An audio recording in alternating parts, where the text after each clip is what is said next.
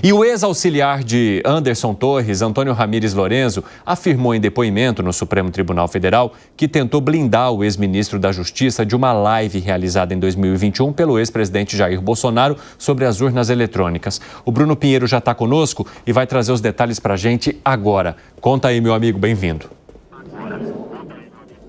Oi, Evandro, conto sim, ótima tarde a você, a quem nos acompanha. Mais um dia importante de uma oitiva importante aqui no Supremo Tribunal Federal. Antônio Ramiro foi ouvido e revelou ao ministro Alexandre de Moraes que naquela época recebeu uma ligação que veio do Palácio do Planalto informando ao Ministério da Justiça que haveria uma live com Jair Messias Bolsonaro e também o então ministro da Justiça Anderson Torres. Isso gerou um incômodo e chegaram a chamar de um evento emblemático lá no Ministério da Justiça. Antônio Ramiro foi responsável por fazer a separação de algumas informações que seriam repassadas para o ministro Anderson Torres. Ele, naquela época, era o chefe de gabinete, ele fez então essas anotações e, segundo ele, repassou para o ministro, que foi levado até o local onde essa live estava acontecendo. Mas eles conseguiram evitar que Anderson Torres ficasse sentado ao lado de Jair Bolsonaro durante a live inteira. Então, Anderson Torres esperou ao lado de fora. Somente no finalzinho, quando estava encerrando essa live, um outro auxiliar de Jair Bolsonaro avisou o ex-presidente que lá fora estava o ministro da Justiça com informações sobre as urnas. E aí que Anderson Torres entra em cena e faz então esse repasse das informações do que a sua equipe havia levantado. Isso chamou a atenção do ministro Alexandre de Moraes e o ex-secretário disse que gerou um certo incômodo a Anderson Torres. Revelou ainda que nós já havíamos adiantado ontem sobre aquelas reuniões em relação ao segundo turno das eleições. Disse que não houve ali uma orientação para um candidato A ou C, enfim, que não tinha uma indicação para qual candidato, para qual eleitor era necessário essa fiscalização, mas que essa operação aconteceu em vários estados da federação. Antônio Ramiro também disse que Anderson Torres tinha ali sim os seus interesses, mas que nunca se juntava aos interesses do Ministério da Justiça. E aí teve uma discussão quando ele foi questionado pelo ministro Alexandre de Moraes sobre os atos no dia da diplomação do presidente Lula e do vice-presidente Geraldo Alckmin, onde houve ameaça de invasões aqui na capital federal, ônibus que acabou sendo incendiado e uma tentativa de invasão na sede da Polícia Federal. Antônio Ramiro disse que isso era responsabilidade da segurança do Distrito Federal e não do Ministério da Justiça. O ministro Alexandre de Moraes então fez uma pergunta se ele achava que uma tentativa de invasão na sede da Polícia Federal não era responsabilidade do Ministério da Justiça. Ele começou a conversar, disse que os homens do MJ estavam lá e aí o ministro disse que sim, era responsabilidade do Ministério da Justiça. E aí ele começou a argumentar que não entendia como uma tentativa de golpe, que não houve um golpe. Foi quando o ministro Alexandre de Moraes fez uma intervenção e disse que se ele achava que foi um golpe ou não, não era importante para a Suprema Corte. Rapidamente, Evandro, não vou me alongar, teve uma última oitiva de um ex-adjunto também aqui da Secretaria de Segurança do Distrito Federal, que fez uma fala dizendo que os homens da Polícia Militar aqui do Distrito Federal não são subordinados à Secretaria de Segurança. E aí o ministro também fez uma outra intervenção e fez uma pergunta se então a Secretaria de Segurança do Distrito Federal era a rainha da Inglaterra. E aí no final ele disse que havia uma certa ligação, mas que havia uma subordinação sim. As audiências serão retomadas amanhã, na quinta-feira, às 8 horas da manhã. Evandro. Muito obrigado pelas informações, viu, Bruno Pinheiro? Um abraço para você. Ô Zé Maria Trindade, como é que você avalia a atuação de Anderson Torres em toda essa história que agora está no Supremo Tribunal Federal? Bem-vindo, meu amigo. Ele sempre foi muito presente ali nos últimos anos do governo Bolsonaro, viu? Muito boa tarde. Muito obrigado, Cine. Boa tarde a todos que estão na bancada aí. Olha, Anderson Torres, ele é um delegado da Polícia Federal, experimentado e respeitado na Polícia Federal, uma pessoa que sabe muito bem lidar em vários ambientes e um pulo da Polícia Federal para essa proximidade com o presidente Jair Bolsonaro, que considerava ali a Polícia Federal hostil a ele. principalmente quando se tratava de superintendências regionais, e a do Rio de Janeiro, por exemplo, que ele se preocupava muito, que ele achava que estava perseguindo ele e a família dele. Então, Anderson Torres chegou exatamente para dar essa força, né, no Ministério da Justiça para a Polícia Federal. Por outro lado, durante toda a campanha, o Bolsonaro entendeu que o Ministério da Justiça era mais Ministério de Segurança Pública e precisava de alguém exatamente da Polícia Federal. Só que ele, por ter essa proximidade com o presidente, entrou nessas pautas muito próprias, né? Sobre urnas, sobre vacinação e sobre, inclusive, a eleição. Porque, afinal, ele era um ministro do governo do ex-presidente Jair Bolsonaro e não era apenas um qualquer ou um funcionário de carreira. É preciso entender muito bem de que quando a pessoa sai da função de funcionário de carreira, seja ele de que lado for, ele passa a ser um ministro político. Todos os ministros são indicações políticas, daí essa proximidade. Eu acho muito estranho que ele é acusado mais por não ter feito do que por ter feito. Anderson Torres não liderou nada de golpe, não foi para a praça defender a invasão, ele não defendeu nenhum grupo golpista, mas a principal ação contra ele é de que, ao deixar o Ministério da Justiça, ele voltou, ele já tinha ocupado a Secretaria de Segurança Pública daqui do Distrito Federal, né? A Secretaria de Segurança Pública, e o ministro até estranhou isso, ela é dividida entre Polícia Militar e Polícia Civil. E os dois têm uma autonomia muito forte, talvez diferente do que acontece em São Paulo, quando o ministro Alexandre de Moraes assumiu a Secretaria de Segurança Pública. E aí o ministro Alexandre até falou, então quer dizer que como secretário de Segurança Pública, o Anderson Torres era uma rainha da Inglaterra? E aí ele se comparou quando ele era o xerifão de São Paulo, que é um cargo importante na Secretaria de Segurança Pública. Por aqui, essa divisão de Polícia Civil e Militar ser tão grande, o secretário de Segurança Pública tem realmente dificuldade em unir as duas forças. Mas o que acontece é que esta é uma semana de testemunhas de defesa. E a gente vê claramente, Cine, que são tratadas diferentes, as testemunhas de defesa e as de acusação. Entendi. Zé, e só para tirar a dúvida, no caso da diferença de tratamento é que, no caso das testemunhas de defesa, há uma hostilidade maior nos questionamentos? Questionamentos sobre o que eles falam, né? O juiz deve aceitar ou não, ou se, em caso da testemunha mentir, é perjúrio, é outro crime, né? Mas é preciso respeitar o que a testemunha fala. A testemunha é uma peça muito importante em todos os processos.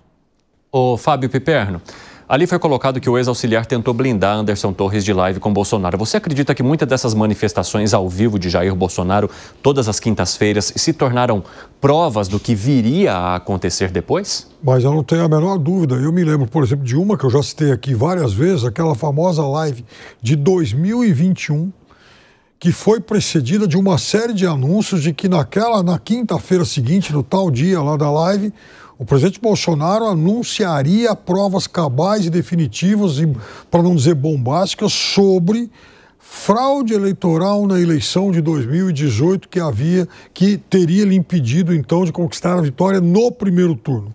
E, na verdade, não aconteceu absolutamente nada disso, a não ser levar lá 2, 3 recortes de jornal e um militar que ficou de boca fechada na maior parte do tempo, corroborando tudo que o presidente disse e de objetivo ele não apresentou rigorosamente nada.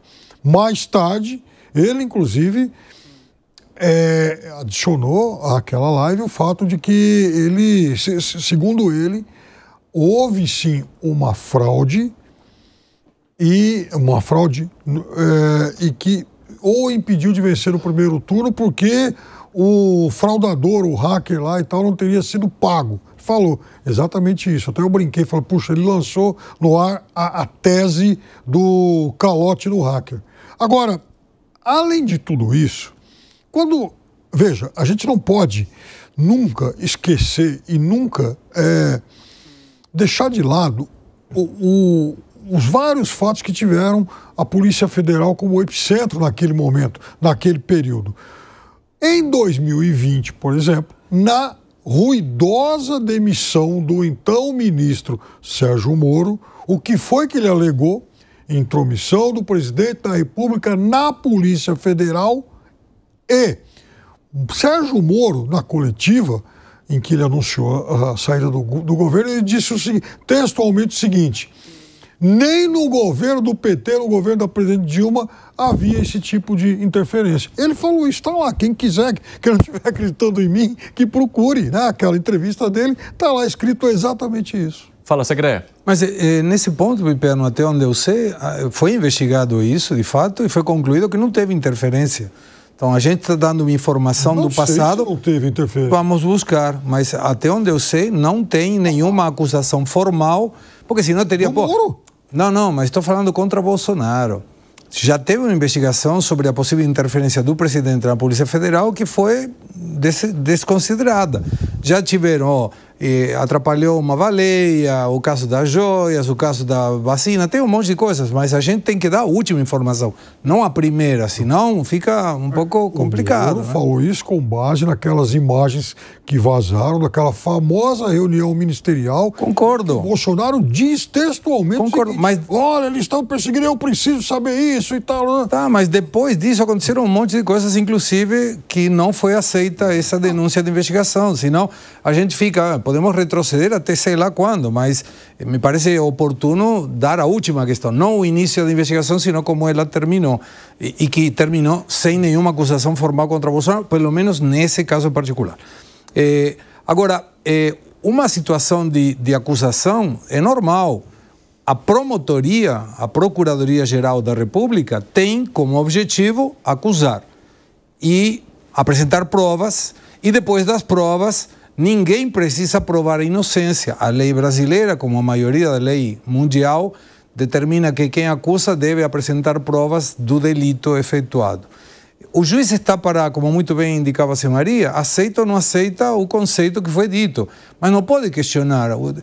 Pergunta uma coisa ao testemunho, a testemunha apresenta a sua versão, que pode ser a sua versão em função do que ela viu, do que ela lembra, do que ela sabia, enfim, e o juiz fala, isso aqui procede ou não procede. Não pode induzir. Não existe um juiz que induce a resposta e se não agrada a resposta, então questiona de outra forma. Até entrou um comentário agora ali de um telespectador, não dá para aceitar tanta arbitrariedade do Supremo Tribunal Federal. É a opinião da pessoa que nos acompanha. Claro, mas é o que a gente vê, observa muito essa temática de...